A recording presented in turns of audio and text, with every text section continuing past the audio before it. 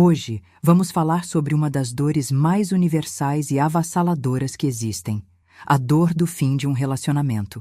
E vamos fazer isso através da história da Laura, uma mulher de 48 anos, cujo mundo desabou quando o homem que ela amava disse adeus. Laura sentiu uma dor que parecia física, uma amputação da alma. Ela passava os dias e as noites revivendo cada momento, cada palavra, convencida de que sua dor era sobre a perda dele, sobre a ausência dele, sobre o futuro que eles não teriam mais. Ela acreditava que estava de luto por um amor perdido. Mas a história de Laura nos convida a uma perspectiva radicalmente diferente. E se a dor que sentimos após um término não for apenas sobre a pessoa que se foi?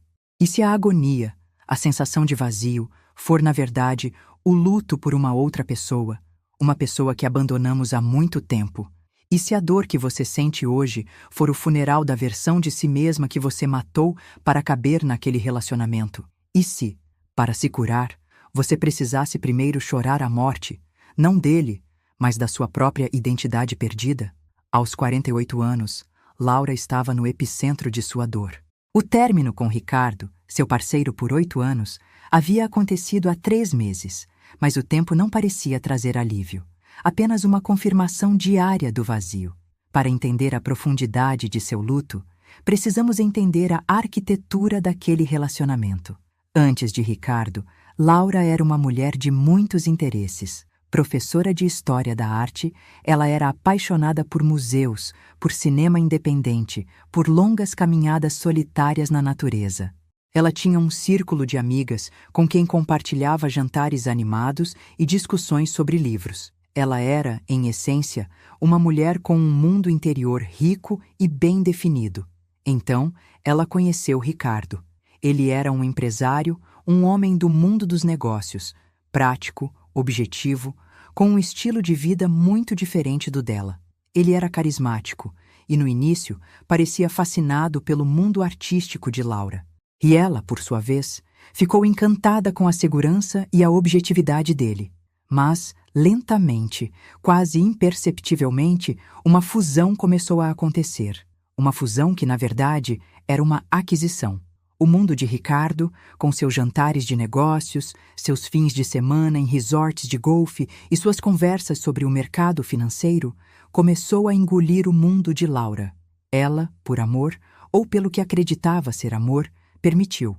Ela queria se encaixar, queria ser a parceira perfeita para aquele homem que ela admirava. E para isso, ela começou um processo lento e silencioso de autoapagamento. O autoapagamento de Laura não foi um evento único, mas uma série de pequenas mortes diárias. A primeira cena se passa alguns meses após o início do namoro. As amigas de Laura a convidam para o Clube do Livro, um ritual sagrado para elas. Mas Ricardo, no mesmo dia, a convida para um jantar com potenciais investidores. Meu amor, é muito importante para mim que você esteja lá. Você é meu amuleto da sorte, ele diz. Laura sente uma pontada de tristeza por perder o encontro com as amigas, mas a necessidade de ser importante para ele é mais forte.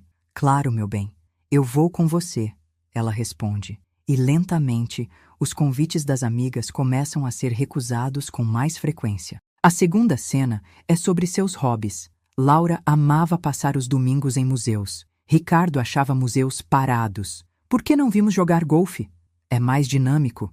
A gente conhece gente interessante, ele sugeria. No início, ela tentava negociar. Um domingo no museu? Um domingo no golfe?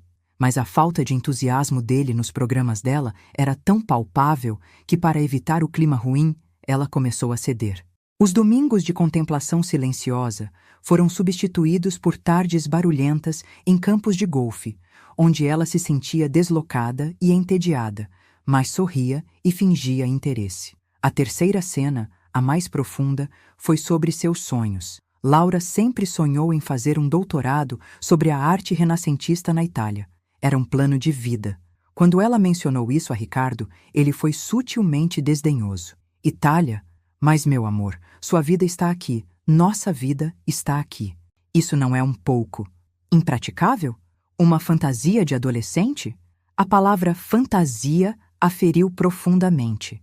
Ele não a desmotivou com raiva, mas com uma lógica prática que fez o sonho dela parecer tolo, infantil, e Laura, para não parecer a artista sonhadora e pouco prática, engavetou seu sonho.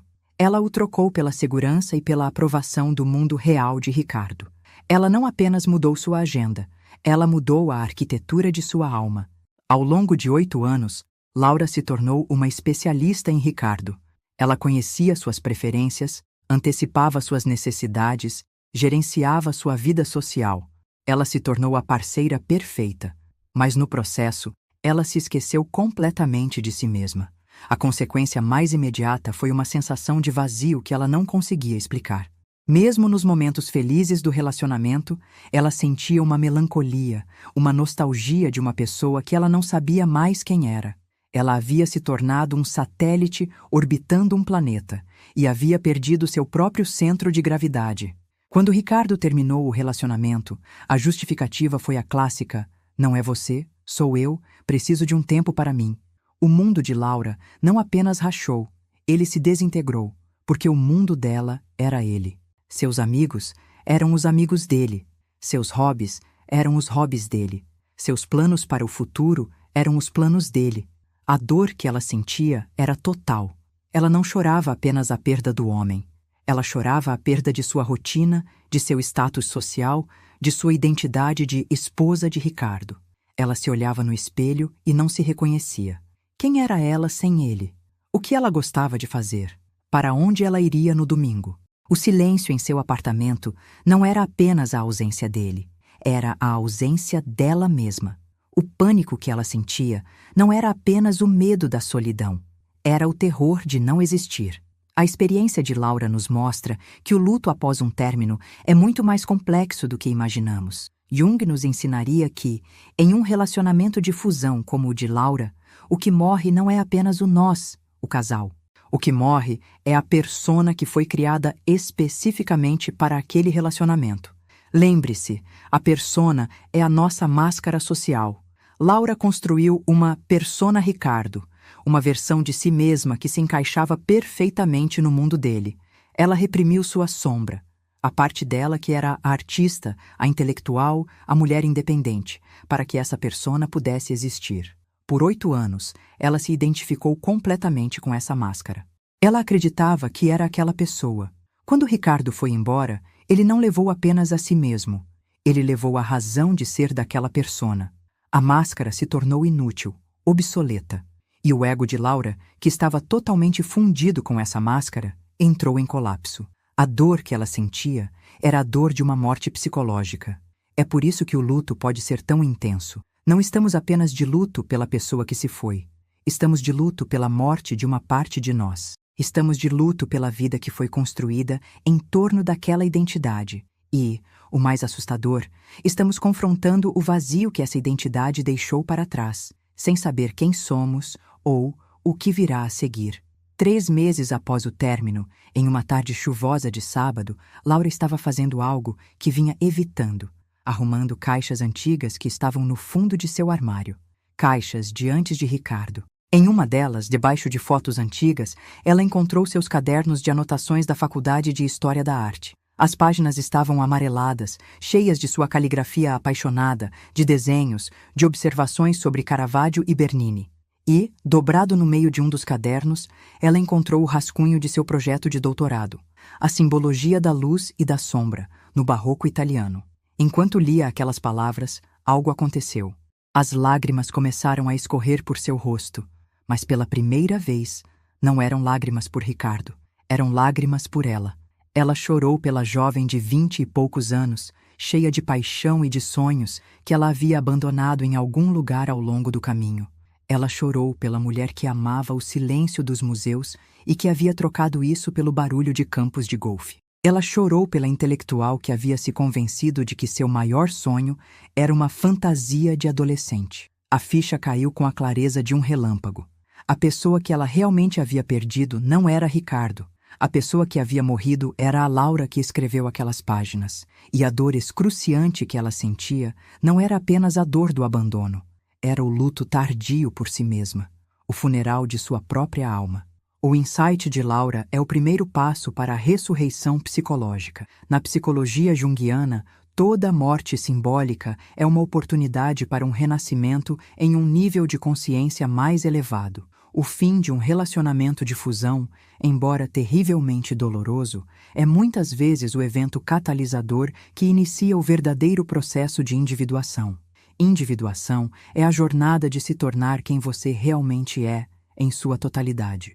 É o processo de diferenciar seu verdadeiro self da sua persona, dos seus complexos, das expectativas dos outros. Enquanto Laura estava no relacionamento, ela estava em um estado de não individuação.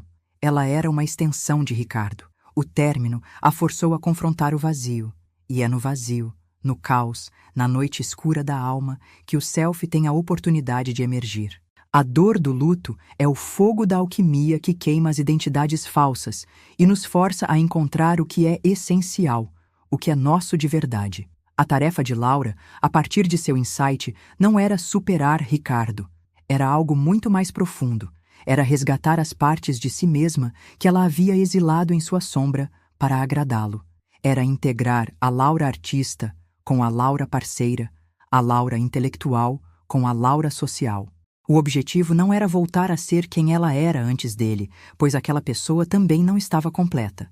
O objetivo era se tornar uma nova Laura, uma que pudesse conter todas as suas partes, uma que não precisasse mais se apagar para ser amada. A jornada de Laura para se ressuscitar foi um processo de escavação arqueológica de sua própria alma. Com os cadernos na mão, ela tomou uma primeira decisão. Matriculou-se em um curso de italiano. No início, sentiu-se ridícula, a mulher mais velha da turma. Mas a alegria de aprender algo que era só para ela, que a conectava com seu antigo sonho, era imensa. Ela começou a fazer encontros consigo mesma. Aos domingos, ela se arrumava e ia a um museu, como antigamente. Depois, sentava-se em um café e escrevia em um diário, não sobre Ricardo, mas sobre as obras que havia visto, sobre seus próprios sentimentos e pensamentos. Ela estava, ativamente, reconstruindo seu mundo interior. Ela ligou para as antigas amigas, as do Clube do Livro. Eu sei que me afastei, ela disse com humildade. Eu me perdi, e eu sinto falta de vocês. As amigas, com a generosidade que a verdadeira amizade possui, a acolheram de volta. E nas conversas sobre livros e sobre a vida, Laura começou a ouvir sua própria voz novamente, uma voz que não era um eco da de ninguém. O processo teve momentos de dor. Havia dias em que a saudade de Ricardo a atingia com força, mas agora ela entendia essa saudade de forma diferente. Ela se permitia sentir, mas dizia a si mesma: eu estou de luto pela vida que tive, estou de luto pela versão de mim que se foi. E está tudo bem. Ela estava aprendendo a honrar seu luto sem se afogar nele. A história de Laura nos convida a olhar para nossas próprias perdas e nossos próprios lutos de uma maneira nova. Pense no fim de um relacionamento importante em sua vida. Qual foi a versão de si mesma que você criou para aquela relação? Que partes de você foram deixadas para trás? Que hobbies, que amizades, que sonhos foram sacrificados? A dor que você sentiu, ou talvez ainda sinta, é apenas pela pessoa que partiu? Ou há também uma dor pela perda de si mesma, pela identidade que se desfez? Talvez a cura não esteja em tentar esquecer a pessoa, mas em se lembrar de quem você era, em fazer as pazes com as partes de você que foram exiladas. Talvez o caminho para sair do luto não seja olhar para a frente, para um futuro sem a pessoa, mas olhar para trás, para resgatar os tesouros que você deixou pelo caminho. A jornada de Laura nos ensina que o luto pode ser um portal sagrado. A dor do fim, quando vivida com consciência, não é apenas uma experiência de perda. É uma oportunidade de renascimento. É a chance de nos despirmos das peles que não nos servem mais e emergirmos mais autênticas, mais inteiras. A pessoa que você se torna depois de atravessar o fogo do luto é mais forte e mais verdadeira do que a pessoa que você era antes. Porque você não é mais definida pelo outro, mas por seu próprio centro recuperado. Se você está passando por um luto ou se reconheceu na história de Laura, eu te convido a honrar sua dor nos comentários. Escreva sobre uma parte de si mesma que você gostaria de resgatar, um sonho que você gostaria de desengavetar.